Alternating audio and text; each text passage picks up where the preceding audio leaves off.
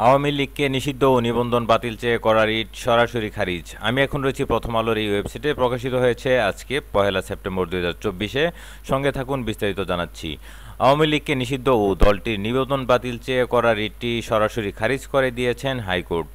বিচারপতি A.K.M. আসাদুজ্জামান ও বিচারপতি মোহাম্মদ মাহবুব উল ইসলামের সমন্বয়ে গঠিত হাইকোর্ট বেঞ্চে আজ রোববার এ আদেশ দেন।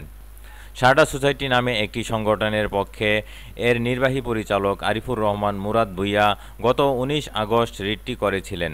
আদালতের রিটের পক্ষে তিনি নিজেই শুনানি করেন।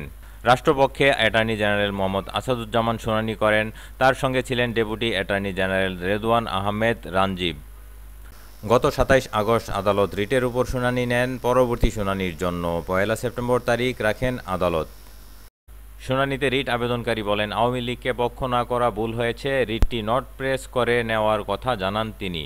শুনানি নিয়ে এক পর্যায়ে আদালত বলেন, রিটটি গ্রহণযোগ্য নয়, রিটটি সরাসরি খারিজ করা হলো। এর আগে গত 27 আগস্টের শুনানিতে অ্যাটর্নি জেনারেল মোহাম্মদ আসাদুজ্জামান বলেছিলেন, দেশের সংবিধান মানুষের রাজনৈতিক অধিকার কেড়ে নেওয়ার এখতিয়ার দেয়নি। বর্তমান সরকারের অঙ্গীকার মানুষের নাগরিক ও রাজনৈতিক অধিকার নিশ্চিত করা।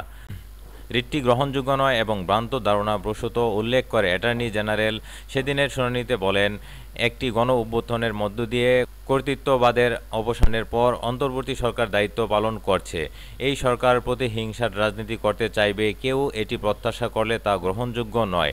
কারণ এই সরকার মনে করে মানুষের নাগরিক ও রাজনৈতিক অধিকার নিশ্চিত করার জন্য রাজনৈতিক দল অন্যতম প্ল্যাটফর্ম। অ্যাটর্নি জেনারেল শুনানিতে আরও বলেছিলেন, একটি সংগঠনকে বন্ধ করে দিয়ে হাজার হাজার লাখ লাখ সমর্থক আদর্শে যারা বিশ্বাস করেন তাদের রাজনৈতিক অধিকার ক্ষুণ্ণ করার বিরুদ্ধে এই সরকার এ ধরনের রিট যদি গ্রহণ করা হয় তা সংবিধানের মৌলিক চেতনা, মুক্তিযুদ্ধের মৌলিক ও দ্বিতীয় মুক্তিযুদ্ধের মৌলিক চেতনার পরিপন্থী হবে।